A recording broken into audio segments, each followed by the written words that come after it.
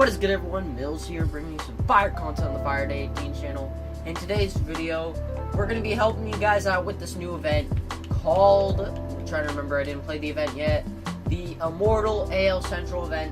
So you get to earn 3 bobbleheads for scam usual at 15, 20, and 35 cumulative wins. Easily can get those if you keep grinding for it, man. And at that 30th one, you get All-Star 91 Kenny Lofton. That I wouldn't recommend for the award, but this is not what we're going to be talking about. What we are going to be talking about, however, are players that I would suggest you pick up, or if you already do have them, use in the AL Central event. So yeah, not to hold you up, let me show you these cards. Alright guys, so the first card I want to show here is Miguel Sano. This one I feel like is, well, he's obviously gone down a lot. He's not really as much of a great hitter as he used to be. He used to be like a high silver, but now he's bronze. But that's a good thing, considering that the overall limit is like around 73. You can have like a few 74s in there, but not too many, to the point where it's too much a little above 73. But I recommend this card mostly because he's got tremendous power against righties, also pretty good contact against lefties. His only weakness, though, I would say, is he's got very poor vision and he has a lack of speed, and his fielding ain't the best, but he does have some pretty good arm strength, really good power, and contact versus lefties. I'd say this card is definitely worth getting. He can also play in left field and right field, and along with first base, so he has a decent amount of versatility on the field if you don't want him to only play third base. So guys, I do recommend you pick up this Miguel Sano. He's going for pretty cheap in the market right now, but he may go up due to the event, so pick him up now before he rises up in price, guys. Okay? Got it. Alright, so the next guy I want to show here is Paulo Orlando, and yeah, this guy is just like, I've always felt like people have underrated him as a card. He's always had such a nice swing for me, but now that I see him as a silver this year, I think that he could be used in the event despite the 73 limit.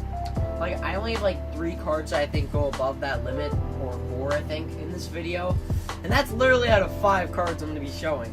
Like, that's a little insane, but yeah, you guys know you can't load your team, so like, it's fine. Anyways, continuing on, this card is a really good card in my opinion. He's got really good contact. I do love that. He's got some okay vision. It ain't great, but it's definitely better than Sano's for sure. Also got some nice fielding stats in general. Good speed. He has really good speed, actually. That's probably, I would say, the real reason why I should pick this guy up. He's really fast. He can play almost all the fielding positions in the outfield, obviously. But the only downside, I think, with him is that he's not really good all around. Like, his power ain't so great. He's got, like, okay, pretty good clutch, but, like, I don't know if that's really too important if you don't really have good contact. And contact is something that's not really that good in MLB The Show 18 this year, but I still suggest you guys pick this card up at least as a bench option if possible, because this guy's got some really good speed. You could definitely use him in the pitch run if you're going to use him as a bench, or even use him first contact. But otherwise, I suggest you pick him up. Alright, so the next card I'm suggesting is 74 overall Paulo Molitor. So this guy is, you can earn this guy. He's actually not that hard to get. All you gotta do is you gotta like go to Paulo Molitor's career arc, and you just gotta do a few missions, or you may even be able to redeem him right now. I'm not really sure. Definitely need to go back and look on that, but you get this guy by just basically doing like maybe 2 really easy missions on the career arc, and you get this Paulo Molitor. The reason why I would pick him up though is he's got amazing contact, amazing vision, and he's got some okay speed. Alright, like he's not bad by any means. He's got a lot of contact, and that's kind of why I suggested this guy in my opinion. He can just swing the ball also pretty well. He's good at getting a lot of bloop singles and just hitting the ball on the ground. He definitely has some nice vision though, which definitely does, I think, set him apart on this list of players I would suggest, mostly because of that vision. He's pretty similar to Paulo Orlando in the fact that he's got a lot of good contact but not a lot of power, but he's also not really a good fielder as well along with speed. I still do suggest that you guys pick this guy up. He is a pretty good first baseman as a 74. I'd suggest if you are not willing to use Miguel Sano at first base, I recommend you pick up Paulo Molitor at least. He's pretty easy to get from the career arc missions, and he's also not bad for the event. So yeah, go pick him up right now. Alright, so the next card I suggest on this list right now is Edwin Jackson. So this guy is also really easy to get. You just gotta do a few player missions. Just do a few player missions. Just exchange some commons and stuff. Exchange a bit of gear for his team, and you do get this guy. He's really not hard to get, and he actually doesn't have some terrible stats. I know Albuquerque, who you can also get doing these missions, is a little better, but this guy is still a really nice starting pitcher either way. He's got really good stamina, he's got good all-around stats, good clutch, pretty good control, or okay control, but great velocity and great break.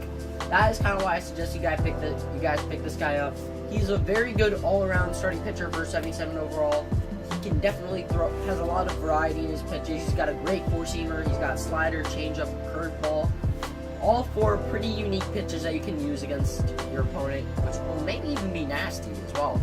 But another reason why I'd suggest this guy, I know you're not going to be using him for most of your games, like you'll get a 20% chance of getting him, but I still think you guys should put him on your team at least. At least, please put him on your team. That's what I meant. He is a pretty good card. I do suggest him, but if you don't have any space, just don't try to pick him up. But if you do want him, and if you would like to get him, just do a few of those player missions and you can get this all-around beast right here. Alright, so the final guy I'm going to be suggesting right here for your team is Rich Gossett, 70 overall. Yeah, obviously this guy is the pretty lowest overall on the team, but he will fit the bill if you guys do want a good player on your team. Rich Gossett, 70 overall. That's why I put him there. The reason why I did put him here, though, is there is a good amount of reasons why. Alright, like, he's got good hit per 9 and K per 9. His weakness, though, I'd say is walks per 9, but he has really good velocity, really good break, okay clutch and control, but pretty good home run per 9. His weakness, though, I would say is walks per 9, which is a pretty sad thought. But he does throw a really fast fastball. He has a slurve in there as well, along with the sinker. Nice to see that he has a pretty uncommon pitch you would usually see in a pitcher with the slurve. It is also a really nasty pitch you can use with very fast pitchers. A good example of this is when you have Dylan Betances throwing that slurve and then a fastball. This guy can literally be your Betances except for the event. That's kind of why I suggest the 70 overall Rich Gossett. You do get him by I think you get him by going into the market, although I'm not sure. You get him from the Immortal. Yeah, Immortal. You could get this guy pretty easily doing like the Immortal mission. You can just redeem him right away, I think, and you get the 70 overall. He's pretty easy to get, and he's also not a bad pitcher I'd use for the event. So guys, make sure to go, if you haven't yet, go to that Rich Gossett Immortal and redeem him right now.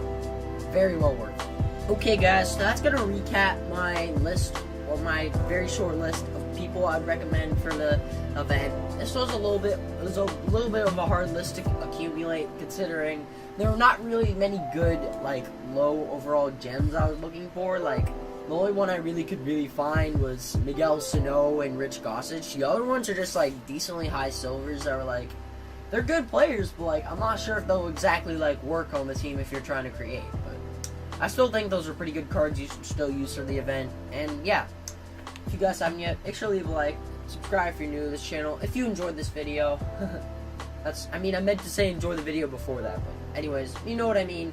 If you did enjoy the video, hit that like button, and yeah, if you want to see more content like this, please tell me. I will make more event lists / recommendations for teams on ER or events. And yeah, that's gonna be all for today's video. I'll see y'all in the next video stream, guys.